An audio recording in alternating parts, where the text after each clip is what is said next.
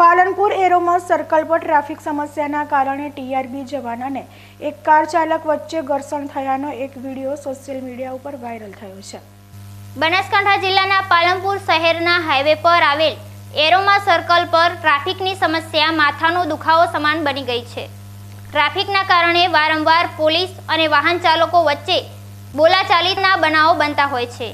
આવો જ એક બનાવનો વિડીયો સોશિયલ મીડિયા ઉપર વાયરલ થયો છે। આ વિડીયોમાં ટીઆરબી જવાન અને કાર ચાલક વચ્ચે બોલાચાલી થઈ રહી હોવાનું દેખાઈ રહ્યું છે।